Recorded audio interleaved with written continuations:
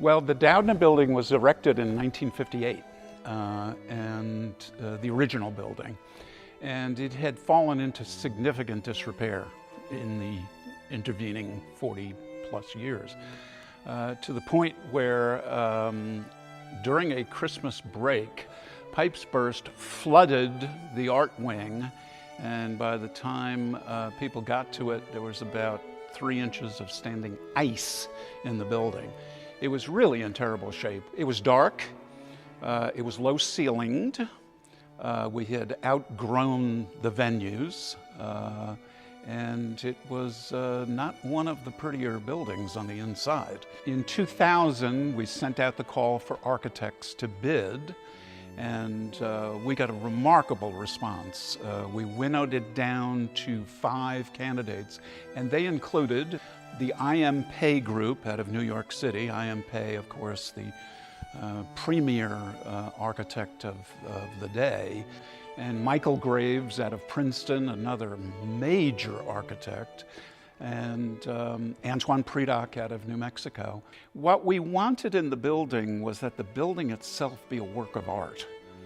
We wanted it to say art or fine arts. And Predock gave us a very exciting kind of architecture, something that was quite unique. I guess I'll begin in the concourse, which is really dramatic. And it is visually striking, from the white curvilinear lines of the theater to the hard modernist lines of the black box to the mirrors that take you into the main part of the concourse. The language of theater is throughout the concourse. You'll notice that there are catwalks. The lights, if you look up, and most people don't, but if they'll look up, they'll see theater lights lighting the concourse. The red zone, very dramatic. And then the copper, taking the exterior language of the building and taking it inside. And it's a very tactile building. As you walk through the building, you're able to look into studios. Here, you can actually look down from an observation point and see a sculpture studio.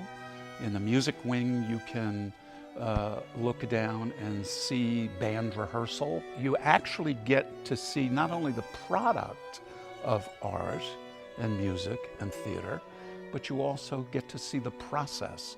And most of us don't get to see the process. There's an outdoor performance area that we have used right by the Ruth Duckworth sculpture. The lecture hall is constantly in use. This is maybe my favorite venue right here, the recital hall. I think it's gorgeous. The sound is amazing. And when you come and see a trio or a quartet perform here, it is so intimate. It's just wonderfully intimate. Performers from all over the world come in.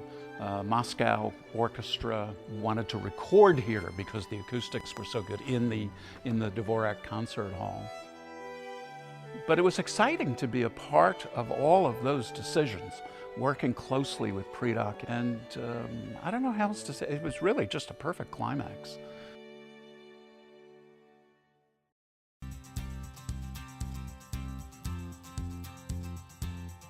In 1986 was the opening of the station, and the news operation began at that point in time with NewsScan. We didn't have much in the operations area where the news operation was supposed to be, and they had, I believe, a typewriter or two, and I think we had an Illinois News Network line, and I realized we had a very steep hill to climb to make this an operational television station. The exciting thing was the excitement and the work ethic of the students. I can remember Kathy Gravitt and Brian Tria were two of the first anchors, and they did a spectacular job. My job was, as a journalist, I didn't care much about what else they were learning. I wanted them to be journalists, and that's, I think, I'm very proud of, that we turned out journalists, and we turned out some very good ones. As you may well know, they've gone on to do network news, to be leaders at major stations in the country, to do other kinds of developmental work. And I think some of the biggest real achievements in those early years was that students got a chance to do things they otherwise would not have had a chance to do. I'm particularly proud that Kelly Goodwin, who was in the second group of students to go through this program, has actually taken the place I started with as news director.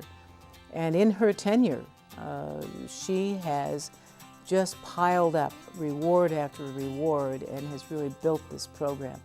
There's nothing that any teacher could ask for more than to have a former student replace them in their work. This is a valuable program, and we've done something from the start here that very, very few places have done. And that is to give students an opportunity to grow. Many of them will contribute to the broadcast industry. Many will go on to public relations spots, etc. But it's hands-on, and the hands-on product is the most important.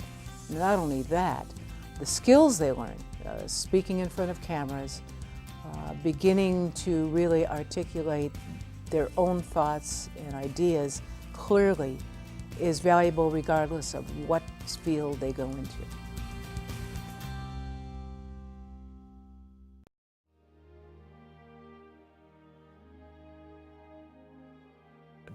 In 1946, then, I'd just been released from the United States Air Corps.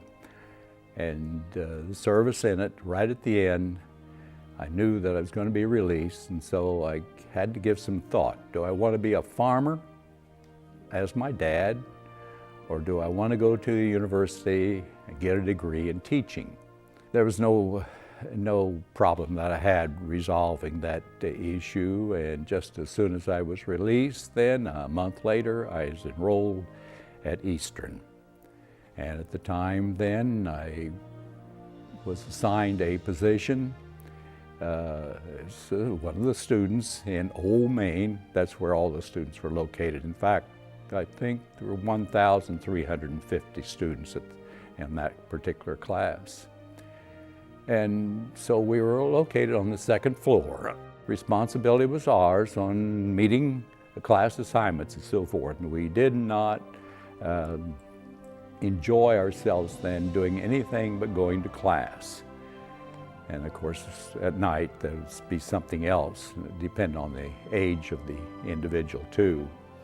But as I said, I was a released veteran, so certainly making a companionship with a sorority at the time wasn't wrong at all. So I attended classes, enjoyed them all too. I had Coleman and Seymour and Blair and great many of them. And I found Seymour and Coleman were my favorites too, especially Coleman. He was an absolute perfect professor insofar as I was concerned then. All of his presentations were just tremendous. And if I could copy my behavior then similar to his, I would have sure done so. In fact, the library, the university library, was there in Old Main at the time on the first floor. I think there's something like 2,500 books in Old Main at the time, located on the first floor. And they were going to build a new library. So just as soon as they got started with construction, the students were asked then to go down to the first floor and pick up some books and take them over to a building then, a temporary building. And so we had to do that too, but that was no problem at all. But it was part of an assignment then. And then again, we spent all of our time during the day in classes in this single building then. And socially, we didn't have very much money. My income was approximately $90 a month. And when I started as a student then, I had to rent a place, and that was $15 a month. For most of the students, the male students, the first 2 weeks then, you would spend most of your money, and so the next 2 weeks were kind of slow, and you wouldn't be able to see the sorority girls or anything like that. Well, Harry Reid and I were the editors of the Eastern News at the time. And every year the Queen would be elected or selected, and then there would be a dance. And as the editors of the paper, we'd have to make a decision on one or the other would have to dance with the Queen. So we flipped a coin and I lost. So I had to dance with the Queen.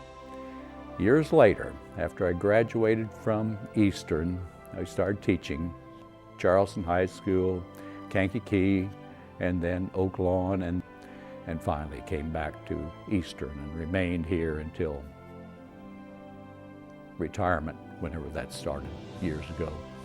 Well, my whole life has been surrounded with people who have been associated with Eastern too. My wife, my family, my son, my grandson, and so forth. And so it's been home for me.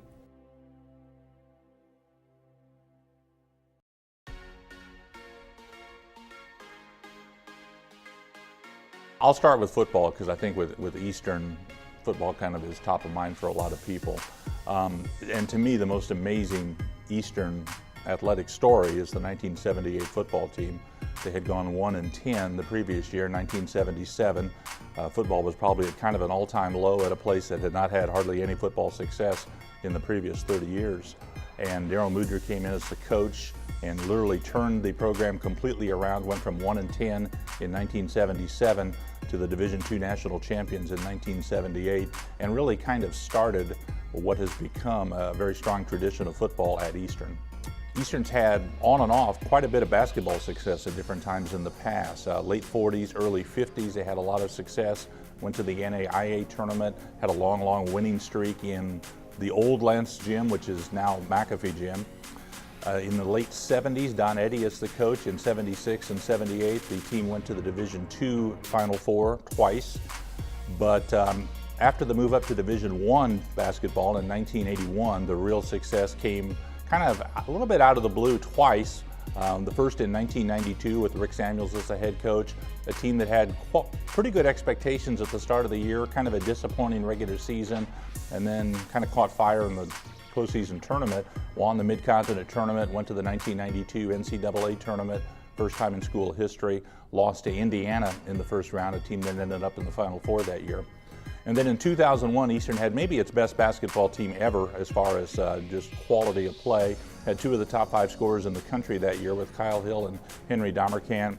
Had a very good season, went into the Ohio Valley Conference tournament, seeded second, got way behind in the championship game against Austin Peay and made a miraculous comeback from 20 points down in the final 8 minutes to win the game and go to the NCAA tournament for the second time in school history. And again, lost in the first round to a team that went to the Final Four that year, which was Arizona.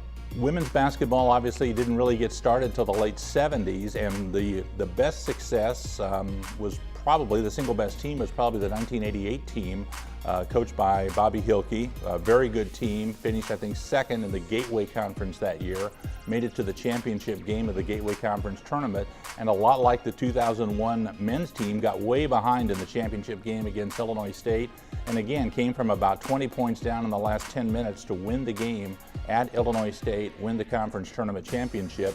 That's the one and only women's NCAA tournament team at Eastern. And then got a chance to host an NCAA tournament game because they were chosen to play Colorado.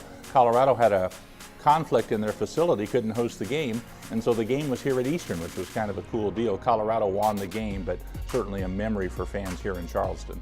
Maybe the most amazing Eastern athletic accomplishment, though, is one that I don't think a lot of people know about, and I don't know a lot about, but Eastern made the move up to Division I in 1981, and the very first year, the soccer team got to the NCAA Final Four. Now that's just an incredible accomplishment, and probably one that's overlooked and too much forgotten here in Charleston, but to get your soccer team at a school the size of this, third in the nation in 1981, tremendous accomplishment. One more Eastern team that would be very memorable in recent memory, just about everybody would remember the 2013 football team. Dino Babers was the head coach, Jimmy Garoppolo was the quarterback.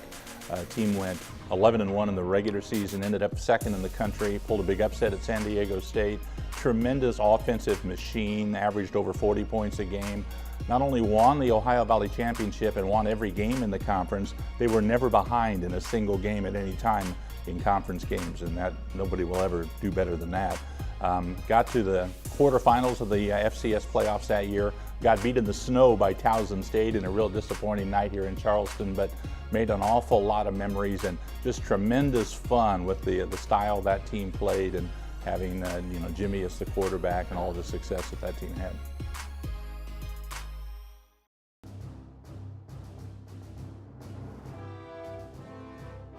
My father introduced me to music at a young age, and I fell in love with it and have been a musician ever since. My musical journey started in the 4th grade, but in the 4th grade I got started and played all through high school. I joined the Eastern campus in September of 1964 after graduating from Lincoln High School in East St. Louis, Illinois, and spent 4 years here. Dr. Westcott, Dr. Boyd, we had Pete Vavona, who was the jazz band director at that time. I became a music major and really enjoyed myself during that 4-year period of time. I was part of the marching band. I was part of the men's glee club. I became a member of the concert band, symphonic wind ensemble. Played in the symphony orchestra once, 1 year I believe, and the jazz band. So I was a member of a number of different musical organizations. So I had a pretty varied experience here at EIU.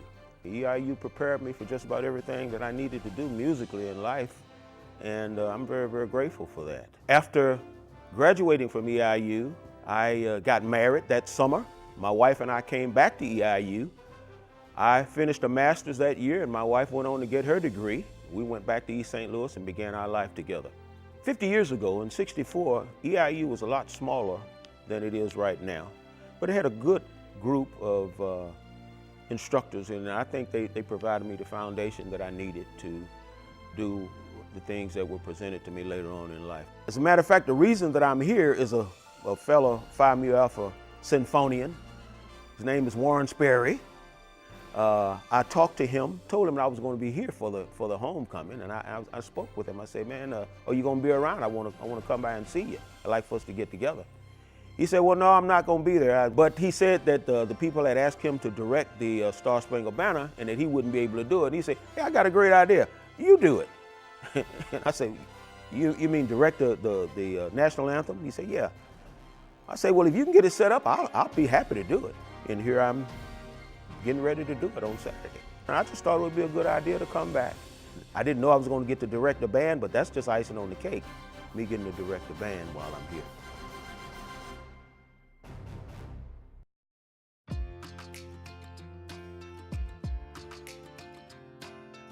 Basically, I grew up on the south side of Chicago. I graduated from high school in 1967. Back then, in my neighborhood at least, women really didn't go to college, at least in my neighborhood. And so college was never really stressed. No one even talked about college.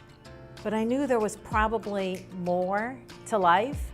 Some company offered a scholarship if you wrote a paper on being a teacher. And I thought I'll give it a try. I got the scholarship, and that's what led me to Eastern Illinois University. I knew nobody, absolutely nobody. So my parents were with me. We got to the room. All I knew is my roommate's name was Marcia. I had never even met her.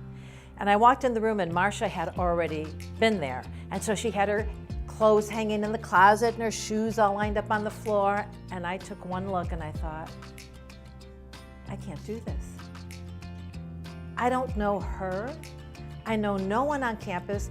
All my friends were back in Chicago. I had a boyfriend back home. It was what I was familiar with. And I was terrified. I was really scared. But my brother called me and he said, Nancy, give it 1 quarter. That's all, 1 quarter, and then you can decide. And that was it. I never went back home to live again, to visit, but never to live again, because Eastern was so welcoming and so friendly and so helpful that I stayed. Marcia and I, we ended up being roommates for 3 years. So being with her, and that was a great match, a tremendous match. The floor, your first floor, you do a lot of activities together. So it was very friendly, very exciting. My senior year, I was one of the founding members of a sorority called Alpha Omicron Pi, AO Pi. And my senior year, they nominated me and I ran for homecoming queen. So I became an LED teacher and I taught for about 13 years. And I have to tell you, that's all because of Eastern. When I went to Eastern, I went there because I had the scholarship, and it was only through them, their direction, their counseling, their guidance on talking to me about what I wanted and where I wanted to go in my life. Not where they thought I should go, but where I wanted to go.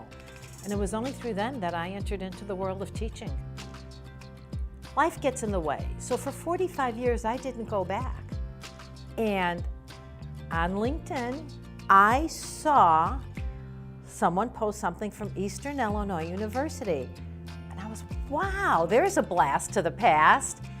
And when I answered it, all of a sudden, I'm telling you, by the end of the day, I'm getting emails from people at Eastern welcoming me to what, I'm not even sure what. They were welcoming me, saying thank you for reaching out to us. We're thrilled to hear from you. We'd love to hear your stories about Eastern. There was a flood of memories that came back. Memories that I had really forgotten about. It was 45 years. And all of a sudden I'm remembering things like the Greek races that the fraternity houses had. I remembered walking down campus. I remembered all of the friends and the friendly faces, and it was such a flood of memories. I just really loved it. And then going back to Eastern, when I tell people my story of how I was treated, how my husband and I were treated when we came back to Eastern, every single one says, my college didn't do that. My university never welcomed me that way. Back in the day, there was a program called Queen for a Day. That's how Eastern made me feel. And the warmth and the friendliness, along with the actual education that you get there, it's beyond anything I've ever experienced before.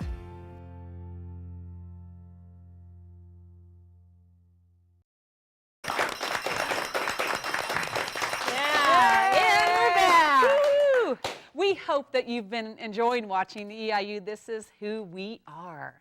We are so many different things, and we've got 26 stories to share with you tonight. We're through a majority of the program, but we need several people to call right now. The phones are available, so who's going to be first? Yes, we need somebody to get on that phone right now and say, you know what, I believe in what WEIU is doing. We love Eastern Illinois University, and the way that you appreciate that is you give us a call right now. If you'd like a DVD, it's $75 gift to WEIU. 2 or more are $60 each. We need the phone to ring right now. We do, and when you give that gift, it's tax deductible, so keep that in mind. So if you bleed blue, show us some green. And I am joined by my granddaughter, Lola. And Lola, what should people do?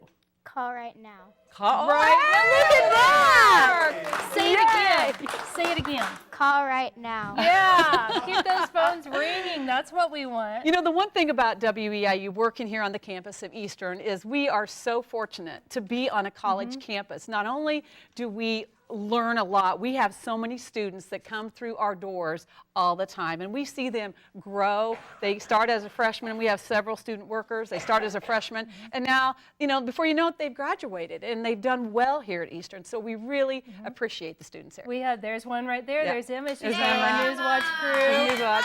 Yes, we've got lots of students in the studio with us tonight. I'm going to talk to Scott in just a minute about that. But we heard some great stories this last segment. Doudna Fine Arts Center, the News Watch, Bob Sterling, what a great story. Oh, yes, it was good. Sports teams. So we've got lots of challenges out there tonight. We've got challenges for the Greek Life, the sports teams. If you've been a part of Student Service Day, the Daily Eastern News. Hey, if you were part of News Watch, or hit mix, Yes. you give us a call. Right. When I was in the, just a few minutes ago when we were watching the sport teams, I saw Jimmy Garoppolo come across the screen. I'm like, wow, wouldn't it be cool if he called tonight? So if you know Jimmy Garoppolo, I want you to get on that phone right now and you call him and you say, you know what, I just saw you on TV and you were playing at Eastern Illinois University. Yeah, that's where you got to start. So hey, if you were part of that team, if you love sports, if you love the Panthers, you call us tonight, get a copy of the DVD. We don't want these phones silent. We want to get the energy in the house. When you call, you boost us. You let us know that this show matters. So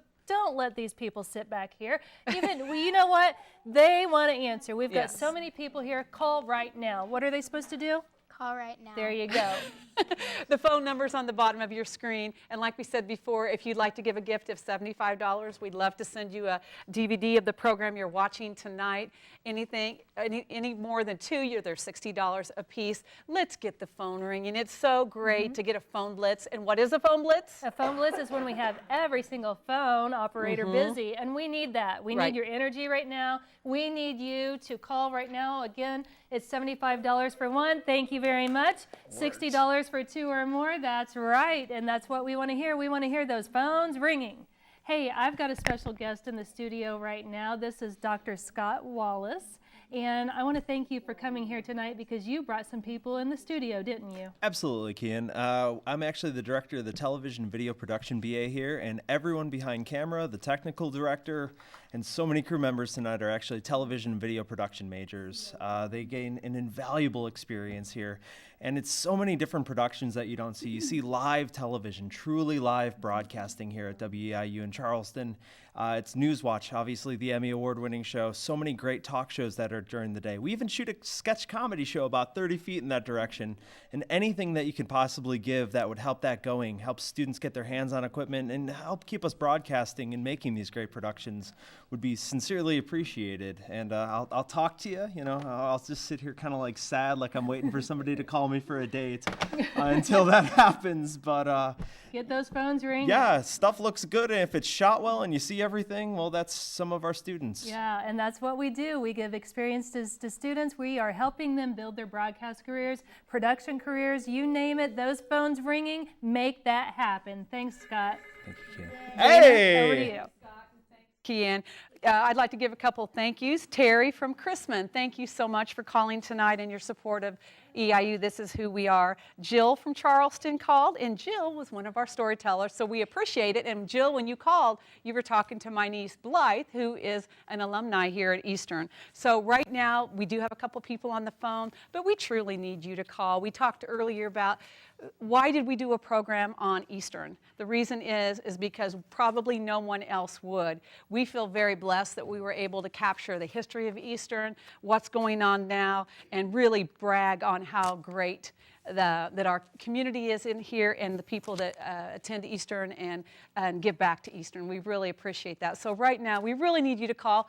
One DVD is $75. If you'd like two or more, they're $60 each. So we would love to have you call right now. When you call and that phone rings, we get really, really pumped up. And right now, we need you to call. So if you've been watching all night and you've learned something about Eastern that you didn't know, that's the reason we did the program. That's why we need you to call. You know, we know this university matters to a lot of people just because of Edgar Matthews' story in the last segment. He came back after 50 years, and he directed the national anthem at the homecoming game, and he did that because EIU matters. Right.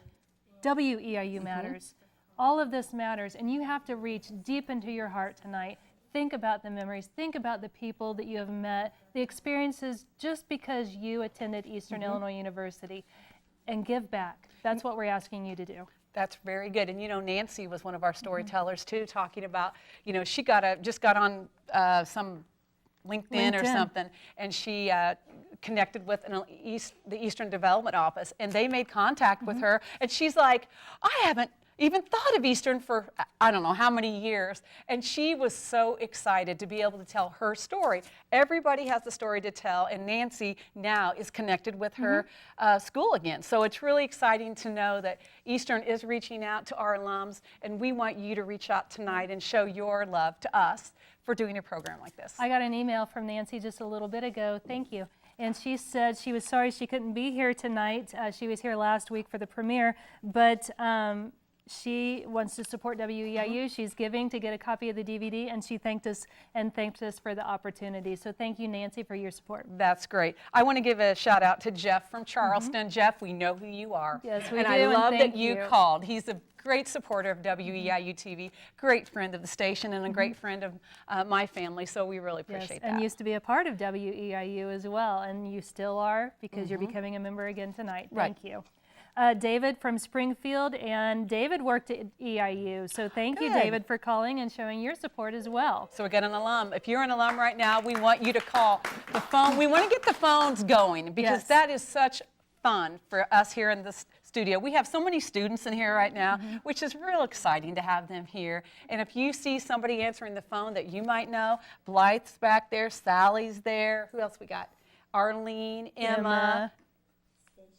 And Scott, we need you to call. The phone number's at the bottom of your screen. Don't wait. We need you to call right now. If you love this program, we loved doing it. And, you know, it makes us feel like, wow, people really do enjoy watching the program when you give us a call. We've got more stories coming up in the next segment. We have a story on Pemberton Hall, and Matt was talking about the history of EIU radio. You'll get to hear that. That's a good one. Booth Library, lots of people have been in Booth Library and still go today. And can we talk a little bit just about Booth Library? Yeah, let's do. If you haven't been on campus and you haven't actually gone into Booth Library, you need to make a trip to go to the library. It is absolutely gorgeous, and you might see Arlene while you're in there. And we have a story from Gretchen Brandt, and then we also hear from Josh Norman about EIU today and where it's going tomorrow. Yeah, and you know what? We are so proud to be a part of Eastern Illinois University, and great things are happening here. And we're getting more students here, and it's just refreshing to know that Eastern is doing well. Once again, we want to mention that there is a Facebook group out there called EIU. This is who we are. And if you go to the WEIU TV Public Broadcasting Station Facebook page, join the group, and you can extend the stories that we're sharing tonight. Share your stories of how you attended EIU, if you worked here, if you had family members here, where it led to, and just the graduation dates, the groups that you are affiliated with. We want to hear from you because we want these stories to live on. Continue telling who EIU is after tonight. Stories are so important to tell, and we know that everybody has a story. We all start with a story. We all start with the story. So if you want to support WEIU, who shares these stories through our storytellers, we want you to call right now. Please give us a call. The number's on the bottom of your screen. We've got Sally on the phone back there, but we've got lots of operators standing by, and we're not giving up on you. No. We know this matters. We just need you to stop sitting there and letting that phone sit there right beside you. Pick it up and say, you know what? I do want a copy of that DVD, and I also want one for somebody else that I know. Tim from Charleston, thank you for calling in, Tim. We appreciate your support. Absolutely. You know, when that phone rings, it makes us go, wow. People really enjoy the program. So we know that you are watching. We know that you can call right now if you're able to. We do, so give us a call. Lots of people are standing by once again. Bleed Blue with us tonight. We've got more stories coming your way. Don't go anywhere. Keep calling once the stories start. But anyway, this is what? EIU, this is who we are. Yay!